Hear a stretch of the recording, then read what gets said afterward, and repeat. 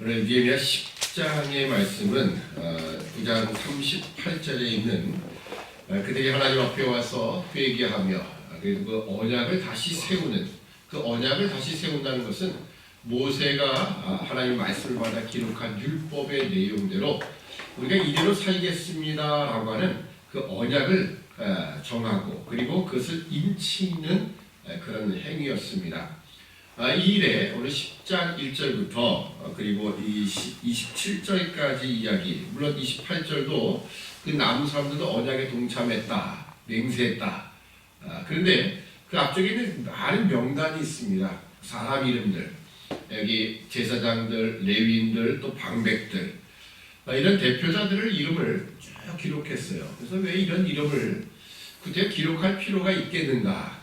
왜냐하면 9장 38절에 있는 것처럼 이 모든 것은 방백과 그리고 레위 사람들과 제사장들이 다 인을 칩니다 하고 그렇게 끝내도 되고, 뭐 정 그렇다면 가장 대표적인 사람 뭐 한두 사람 이렇게 해도 되는데, 이어서 제사장 중에 한 사람, 레위 사람 가운데 한 사람, 방백 가운데 한 사람 이렇게 되는데 그 이름을 다 기록했어요. 그 왜 이렇게 기록했을까라고 하는 것은 우선 이것이 역사적인 사실이다라는 것을 우리에게 보여줍니다. 이것은 그냥 무슨 과거에 그랬을 것이다 뭐 그런 정도의 이야기가 아니라, 이것은 한 사람 한 사람을 다 기록하며 이것이 역사적인 사실이다라는 것을 보여주는 것이고요. 또 하나는 이런 내용을 통하여서 바로 이 모든 일에 백성들이 실질적으로 함께 참여하고 있다. 여기에 제사장들 또 레위인 방백뿐만 아니라 28절에 있는 것처럼 남은 백성, 제사장들, 레위 사람들, 문지기들, 노래하는 자들, 느디님 사람, 느디님 사람은 누구라고 그랬죠? 성전 안에서 나무 패며 물 깃는 자, 허드렛 일을 하는 그런 이방 사람인데 이스라엘에 귀속된 자들이죠. 그런 자들까지. 그래서 이 모든 일에 함께 하나님 앞에서 인을 치고 이 언약을 다시 함께 확인했다라는 그런 이야기입니다. 그래서 에스라, 느헤미야 이 시대 때에 있었던 신앙 개혁은요, 철저하게 어떤 의미에서 보면 백성들이 주도한 개혁이었습니다. 에스라가 왔을 때도 에스라 앞에 백성들이 먼저 나와서 우리 가운데 이런 문제가 있습니다. 우리가 어떻게 하면 좋을까요? 이런 이야기를 하지, 또는 에스라 앞에 나와서 우리에게 말씀을 가르쳐달라, 모세의 율법을 가르쳐달라, 그것을 들리고 깨닫게 하는 그런 일들도 백성들이 먼저 요구를 했다는 거예요. 그리고 이 모든 일에도 하나님의 언약을 함께 인치는 이런 일들에도 백성들이 함께 이 일에 동참하고 실질적으로 그들이 주도했다는 것을 우리에게 확실하게 보여주는 겁니다.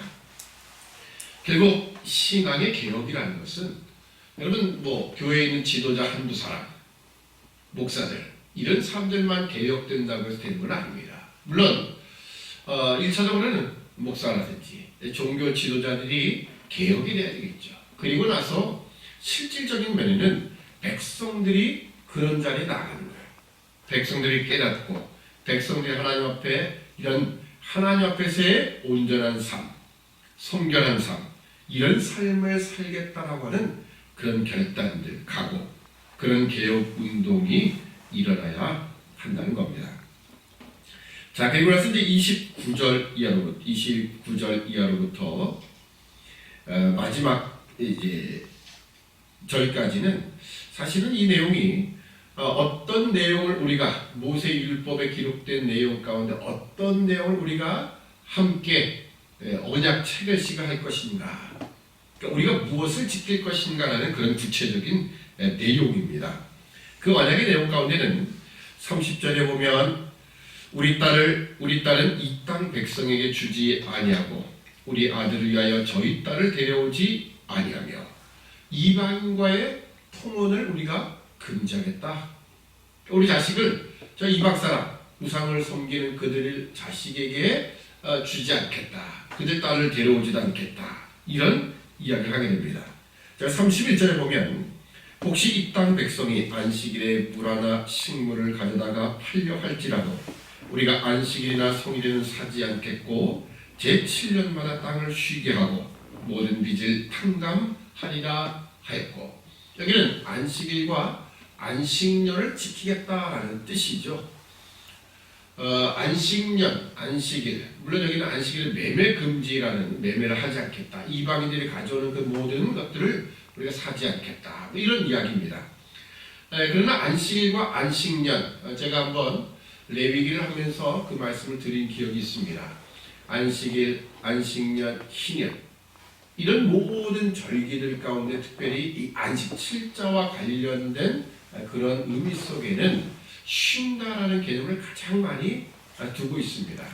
근데 쉰다라는 말 자체가 우리가 좀 쉬자, 너무 힘들었다, 그런 개념만은 분명히 아니라고 있죠.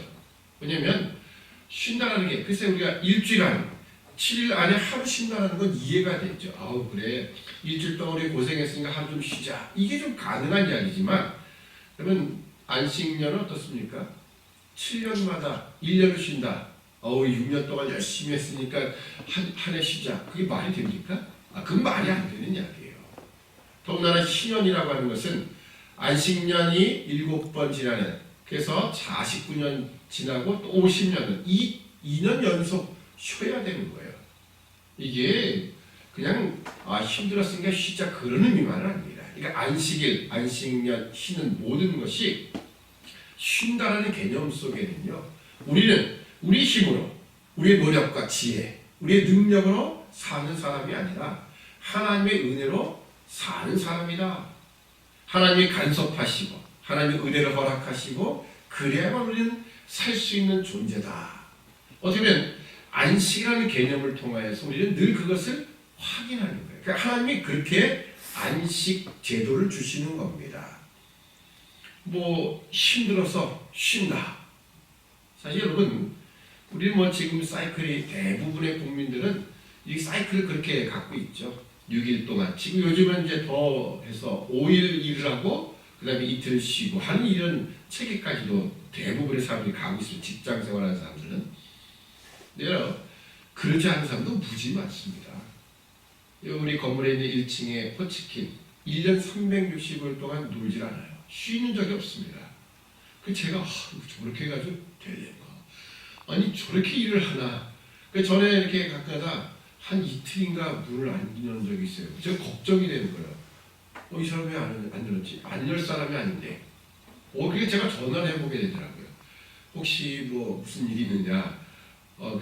지금까지 제가 몇 년을 봤는데 딱 두 번 문을 안 연 적이 있었어요. 한 번은 하루를 안 열었고 한 번은 한 2일, 3일인가 이렇게 안 열었어요. 그래서 상이 났나? 뭐 할 정도로 이게 되게 걱정이 되더라고요. 왜냐면 너무 혹사를 시키니까. 저거 치킨 그 사장이요, 되게 부지런한 사람인 것 같아요. 오후 1시면은 나옵니다. 그리고 몇 시에 들어가냐면 제가 아침에 새벽에 나올 때 들어가요. 새벽에 나올 때 시간이 제가 4시 35분에서 한 50분 그 사이 왔던 어간이거든요. 그때 퇴근해요. 도대체 이 사람은 어떻게 생활을 하나 할 정도로 정말 열심히 살아요. 그건 1년 365일이에요. 대단하죠. 그런 사람이 사실은 지구상에 많이 있습니다. 그러니까 우리가 쉰다라는 개념이, 하나님이 쉰다라는 개념이 단순히 너무 힘들어, 일을 많이 했잖아, 쉬자, 하루 충전하자, 그런 의미라기보다는 이 모든 것을, 세상의 물욕을 달려가는 모든 마음들을 하나님 앞에 다 내려놓고 맡기는 거예요. 그런 의미가 바로 안식일의 규례입니다. 그러니까 안식일, 안식년, 희년, 모든 것이 그런 거예요. 이들이 지금 우리가 안식일을 지키겠습니다, 우리가 안식년을 지키겠습니다. 제가 그랬죠. 지난 이 역대기를 하면서 이스라엘 백성들이 왜 망했는가? 유다가 이스라엘이 왜 망했는가? 그 중에 하나가 역대기 마지막에 있는 것처럼, 마지막에 무슨 이야기가 있었습니까? 혹시 기억나시나요? 그렇죠. 그 땅이 안식년을 누리는 거예요. 그들이 다 포로로 끌려간 다음에 안식년을 누리는 겁니다. 땅이 황무하여 쉬게 되었다. 그런 표현이 있었죠. 레위기에도 그것이 표현되어 있고요. 결국은 그들이 그 땅에서 하나님이 주신 규례를 지키지 않은 거예요. 안식년을 지키지 않았습니다. 신년을 지키지 않았어요. 그 이유가 뭐냐? 결국 세상 물욕에 붙들려 있기 때문입니다. 어떻게 한 해를 쉬냐? 그 말이 안 돼. 그러니까 한 해를 농사를 쉬면 그 나오는 농산물 양이 얼만데 우리가 그것을 다 놓치고 어떻게 쉬겠느냐? 라는 거죠. 하나님은 야, 내가 책임져 줄게. 너는 내 명령 따라 사는 사람이야. 그러니까 하나님을 붙들고 하나님 명령에서 따라 살아가는 사람이냐 아니냐를 하나님이 요구하셨던 것만 결국 그들이 거기서 실패하는 거죠.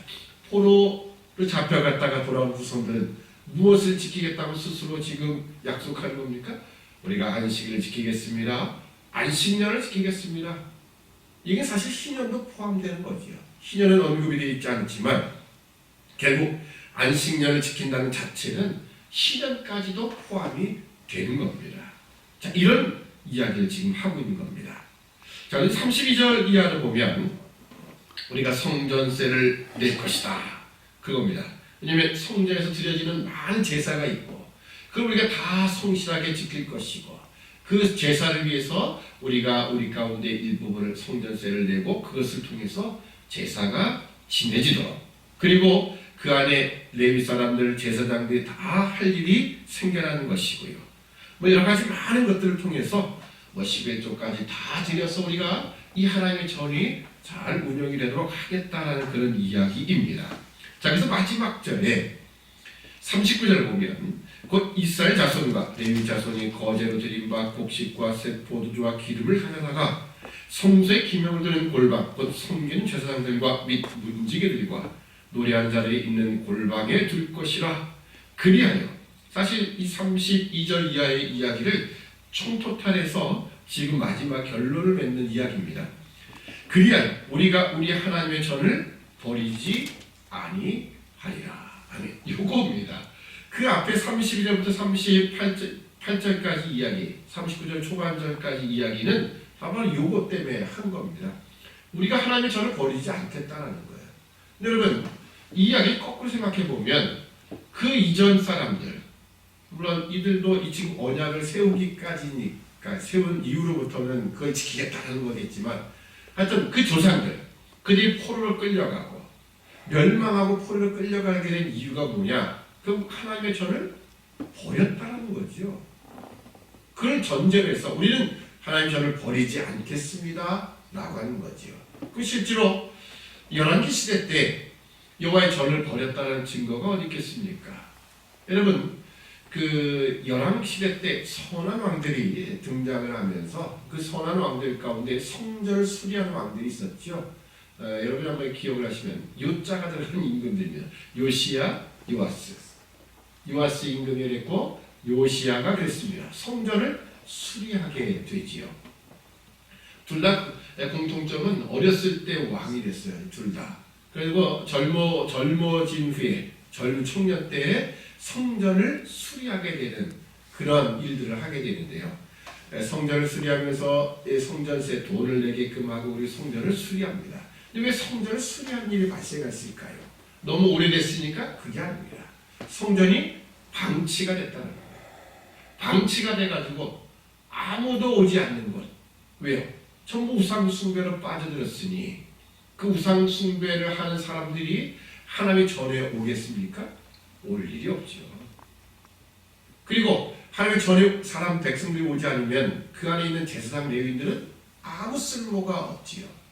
제사를 드리고 또 제사를 통해서 제사장들의 그 음식이 있죠. 제사장들의 몫이 있습니다. 그래야 그것도 가지고 제사장도 먹고 살아가며 그리고 이 하나님을 섬기는 이 제사의 일들을 맡아 하는데 백성들이 오지 않으니까 그것도 제사장도 다 떠나버리게 되고 그리고 성전은 어떻게 사람이 안 살게 되면요 뭐든지 물건들이 다 이상하게 망가지고 다 부서집니다.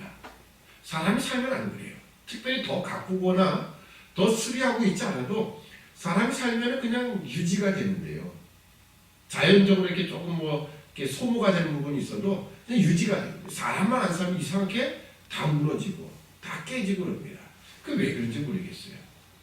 그런 면에서 바로 성전을 수리할 필요성이 있다라는 것은 바로 백성들이 찾아오지 않는, 결국 하나님을 다 떠난 우상 숭배와 관련이 있는 겁니다. 결국 오늘 우리가 하나님의 전을 버리지 아니한다는 것은 그 앞에 우리가 이방 여인들, 이방의 딸들을 우리에게 아내로 데려오지 않고, 그리고 우리의 아들을 그쪽에 주지 않겠습니다. 우리 딸을 주지 않겠습니다. 이런 것도 보면 그 우상 숭배를 우리가 근본적으로 차단하겠다는 거지요. 하나님의 전을 버리지 않는 것, 그러기 위해서 전에 필요한 모든 것들, 제사에 필요한 모든 것들, 그래서 우리가 11조를 드리고 이 모든 것들을 행하는 것들이 결국은 우상 숭배를 우리가 하지 않겠다는 것과 관련이 있습니다. 안식일을 지키고 안식년을 지킨다고 같은 거죠. 우리가 세상 물욕을 따라가지 않는다. 결국 세상 물욕을 따라가면 결국은 우상 숭배에 빠지게 되어 있습니다. 우리가 언제나 기억할 것은 우리가 세상 물욕을 따라가지 아니하겠다. 사실은 이것이 어떻게 보면 우리에게 필요한 신앙의 모습, 진정한 그런 의미가 되어야 하는 겁니다. 그러니까 우리가 하나님을 섬긴다 하면, 여러분 제가 여러분 누누이 얘기했지만 그 이스라엘 백성들이 하나님을 버린 적은 없어요. 버리지는 않았습니다. 어떻게 했다고요?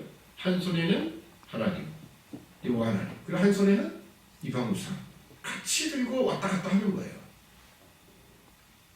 그런데 그것 자체가 뭐냐? 결국은 세상 물욕을 가지고 욕심을 가지고 살아간다는 것과 똑같은 이야기죠. 그래서 마태복음에 있는 것처럼 6장에 있는 것처럼 너희가 하나님과 재물을 겸하여 섬기지 못한다라는 겁니다. 근데 끊임없이 우리는 할 수 있습니다라고 호언장담을 하죠. 하나님 무슨 소리입니까? 우리는 할 수 있어요.